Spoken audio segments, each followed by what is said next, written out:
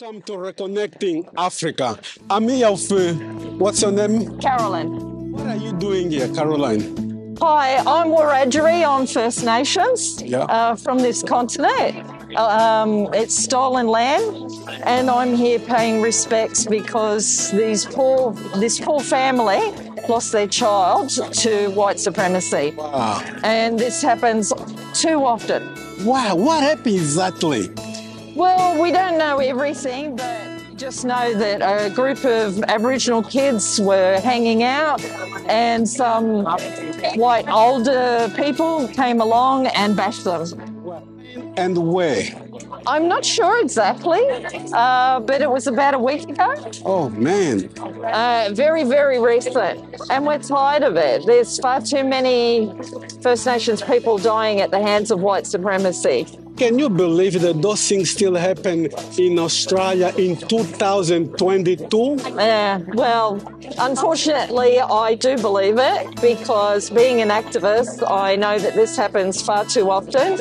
It happens in a jail, on the street, in a police station, walking down the street. It can happen anywhere. Wow. And it just shouldn't be happening. So you're telling me that this is a racial motivated thing? Yes. So what's your message you have for racist people in Australia? Oh, that they need to get themselves educated, and stop killing people. Even if they claim that they're not racist, they've got to speak up against white supremacy. That's the thing. You can't just say that you're not racist, you've got to speak up against it. Thank you so much, my sister. Thank you, Caroline. Thank you. Is there anything that you would like to say? Something that probably I didn't ask you? Living on this land has got to know whose land are they on. We're not one people. Like here, we're on Gadigal land. Somewhere else would be Gumbaynggirr. Somewhere else is Wiradjuri. And everybody should get together with other Aboriginal people and talk to them, find out who they are, find out what the struggles are, and know that they're on stolen land. Thank you, Caroline. You just spoke to Reconnecting Africa, a very new channel on YouTube, and it's all about the indigenous struggle throughout the world. So thank you so much. Thank you. Yeah. Are you able to take me around? Well, I'm going to walk around and see what's happening. Well, I'm glad we got good numbers today because often we get ignored.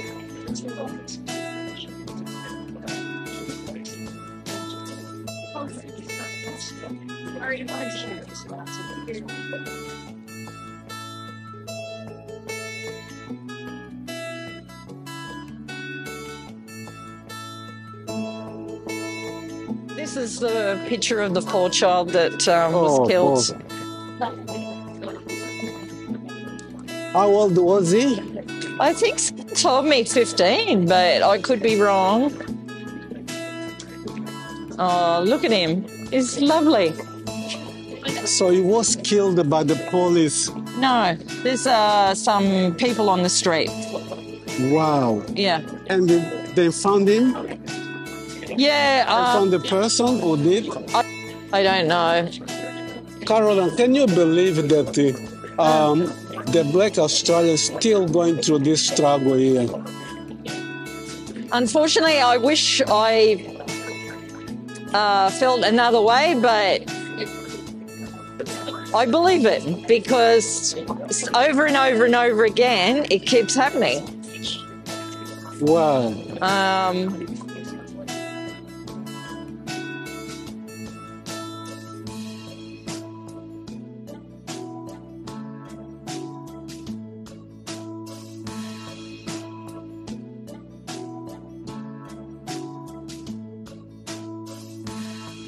Yeah, and this is like a smoking ceremony.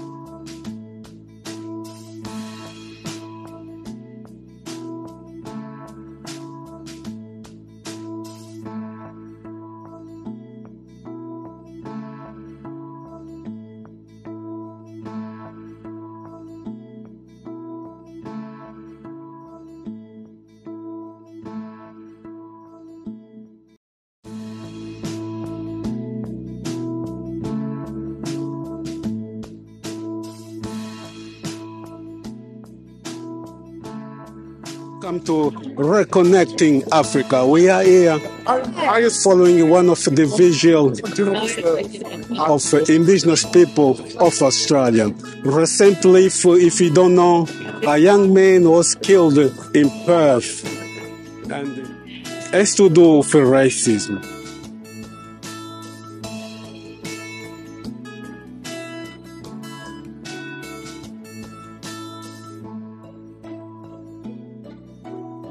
Diaz. I'm a mental health counselor, speaker, and podcast host.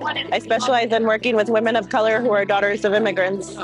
I myself am the daughter of Mexican immigrant parents, and I speak on issues about racial trauma, generational trauma, and we're just all about healing and breaking cycles. And I'm just so happy to be here in community today and show my support and stand in solidarity because what the Aboriginal community goes through here in Australia is horrific, and we shouldn't have to be here. We should all be at home enjoying with our families and experiencing joy instead of heartbreak and loss and grief. And I know that this is something that so many people of color experience. We experience microaggressions, racial bias, all this race-based stress. It leads to racial trauma. Studies now are showing that all of these microaggressions, one after the other, they take a toll on our mental health. They lead to what we call racial trauma. And we then have to heal from that because we carry a heavy heart. We carry it. We feel it in our bodies. We know that trauma is stored in our bodies. That's why when something like this happens, we have a strong reaction.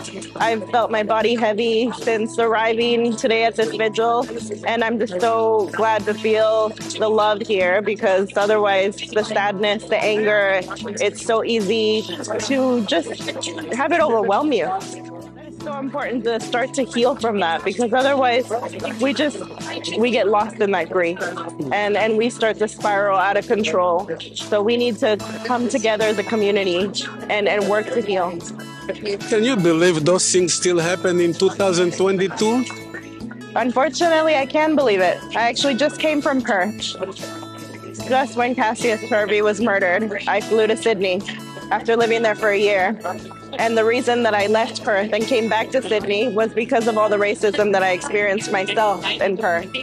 We try to tell ourselves like, oh, it's just a little thing. It's just a microaggression. I should just get over it, you know? But they keep happening again and again. And you keep meeting people that when you talk to them, you realize, okay, this person's a racist. And it's happened to me over and over again, in Perth especially, that I keep encountering people that have these beliefs that you just think, wow, it's 2022. I can't believe that you think this way. And the amount of times that I heard anti-Black comments in Perth, and I had to shut it down. And I was like, I can't believe that you're making this comment. I've known you for 8 months and I had no idea. The alcohol, it brings out the truth of us. People of color have had to put up with this, and we just think, oh, we'll let it slide. It's just a little microaggression. It's just ignorance. They don't know any better. And because sometimes it's so hard to call it out, and because sometimes how often do we experience racial gaslighting as well? And we're told, okay, well, just maybe you were just in the wrong place at the wrong time. maybe they didn't mean it that way, you know? And so we get all this messaging of like, oh no, that couldn't have happened, you know? How many times have I heard from other people of color, oh, well, I've never experienced racism in Australia. How many times have I heard that? But Too many. there's racism in Australia. There's racism in Australia. Say again, my sister. There's racism in Australia. And I can say this, I think people don't believe it because they think, oh, it's not as bad as the US. I'm from the US. It exists here too. And people ask me which one's worse, Australia or the US? You know what? They're both bad. In the US, it's overt racism. We had Trump as a president, it was overt for sure. Here, it's casual racism. And that, in a way, hurts more. It cuts deep. Because then the gaslighting starts of, oh, well, you know, I can't call it out, you know, because, yeah, this person is telling me that I'm being too dramatic, that I'm being too sensitive. So then you can't call it out because you're being told over and over again, you're overreacting, you need to get over it, like people are just ignorant and you need to just let it go. And we can't just let it go. We need to speak up. But then comes the burnout and the fatigue when we fight the good fight over and over again. And that's where I'm at right now. After hearing the news of Cassius Turvey, I said, I have experienced racial trauma. That year in Perth, that led to racial trauma. Because over and over again, to experience these microaggressions, this racism, to be told that I'm overreacting and that I need to get off my high horse whenever I call out racism, to be told by a racist person to get off my high horse and that they can't be friends with someone who's always on their high horse. It's unbelievable. And you just think, wow, in 2022, I can't believe it's happening. How many times have we put up with these things because we just think, well, it does seem like everyone in Australia is slightly racist. No one's doing the work. And when we challenge people and say, hey, you made an anti-Black comment, I think you need to do some work on your racial bias. And they say, no, that's not me. You need to get off your high horse. Okay, we need to start talking about these things. I just want you to say a few words. Just final words. I just want to say that if you are struggling right now, especially after what happened with Cassius Turvey, or you've been struggling because you've been experiencing microaggressions or racism at work, and you feel that you have a lot of trauma stored in your body, reach out to me. I'm a mental health counselor and I work with women of color all over the world from different cultural backgrounds who unfortunately are all dealing with the same thing. What's your contact? You can find me at globalcitizentherapy.com. You can find me on social media channels, Facebook, Instagram, LinkedIn, under the same name, Global Citizen Therapy. The reason that I chose that name is because I think that there should not be any borders. I think that we should respect the rights, the land rights of Indigenous people, and the way that they see it, there should be no borders, right? And that's what I believe, that we're all just citizens of the world. We're all global citizens. Thank you. Thank you so much. Brother, you're talking to Reconnecting Africa. We are a YouTube channel all about the indigenous people throughout the world, the struggles, the things that is still happening nowadays. So my brother, tell me what exactly happening here? So to acknowledge our brothers and sisters in Africa and to all of our people that are from this land here, we want to share that this young man who has died walking down the street. There's a young boy who was just coming home from school in Western Australia. And during this time, we believe it's about race. It's because of his race, he was attacked and bashed with an iron bar. He was a child who was a really innocent, good kid who was trying to just do some things in his life. But in there's lots of hatred and there's racism over there, and it's unfortunate. I'm trying to hold my emotion, man. This is really moving me, my brother. It's really hard to believe that in 2022, those things still happen, my brother. I know. And like you would think that there's enough love to stop this sort of thing. There's enough common sense to stop it, but it's unfortunate. Here we are, 2022, and we're having to deal with this. But what I'm seeing is all these people with all this love coming together to help our people to stand together. That's crucial. Brother, what's your message to those people, especially the other side of the point, you know what I mean? Yeah. That is still acting like we are living in the 60s, in the 50s, in the 40s. Yeah. What do you tell them, brother? You know what? We tell them that, they're going to have to find love. They're going to have to find love. If they keep finding hate, there's no more room for it. And if we are to build as a community, if we're to have any hope, we have to build this on love. We have to build this on, we're going to have to find forgiveness in places. We're going to have to do some things that we're not expecting people to do. We have to do this for our children and our children's sake. And everyone should have a rightful place, and everyone should belong and feel like they've got a place. That's it. So you're telling me, brother, correct me if I'm wrong, you tell me that Australia still a racist country. And unfortunately, Australia's still got lots of racism in it. It's and lots of it's undertone, but there's still there's an almost encouragement for people to be racist in small groups and then build their capacity as a cohort of racists. If we must outlaw that and make sure we attack that hard. But the other way we've got to find love to help these penetrators, because we've tried to take it on head on. It just seems to get people their backs up. We've got to find a way to get through this. And this is your own land, bro. Yeah, this is on our land. So, our people are used to shedding blood on this land. And we've been here for thousands of years. And we have to fight to stay here. And we have to make sure that we continue to be in here for thousands of years longer. Man. Oh, my brother. So do you think Australia has a chance to one day be a place where everyone can live equally? Do you know what? We have to make sure it's everyone's responsibility to do that, because if we just wait for a chance or hope that it's going to happen, it's not going to happen. We have to all play a role, and we have to, some people have to humble pie, but we have to find love, and we have to find a way through all the hatred, because the hatred's it's not getting anyone anywhere. If you're just joining, this is Reconnecting Africa. We're just here at Sydney Central, Australia.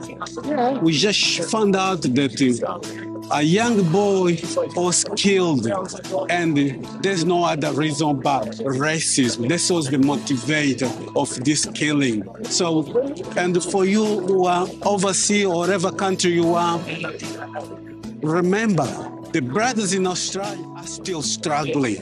The racism still on, is still alive. What's happening right here is another evidence that the racism is still alive in Australia. So, my brother, I really thank you for your time. And my brother, before I go, I just ask you, if you have anything in your heart, something that you like to share, not just with indigenous people in this land, but with indigenous people throughout the world, please, the mic is all yours, brother. Look, I guess every human being's got a responsibility to make sure we find love and build. And if we don't do it, we are going to let things get away on us. So we have responsibility to our children and our children's children. But we also come from ancients that lived through love and caring and looking after each other. And that's what we have to do. That's all we have to do. Are you happy with the support you had here tonight? I love that people supported the way they did. They supported with their feet and their love. I felt the love here tonight. And amazing thing, I just came to my mind, amazing thing, you are being supported by not just the indigenous people, you are being supported, even other races, and even the white Australians support you. We're all people. Everyone's here is people. They're a bunch of people all trying to do something together. And that's love, and we have to recognize it, and we have to know that this is real. That's real, my brother. And on this channel, everything is real. Things that you don't see on mainstream media, you will see on Reconnecting Africa. So please, we have very new channel on YouTube. Go subscribe to Reconnecting Africa. Africa. It's all about the struggles of indigenous people throughout the world. The brothers here in Australia are struggling. The racism, like I said earlier, is still alive. Young people are being killed. Young people are being jailed for no reason. Those things, understand if it were 60, 70 years ago. This is 2022. So thank you for watching. Thank you for your kind words, my brother. And stay tuned. Until next time, reconnecting Africa, all about the indigenous people. Bye-bye.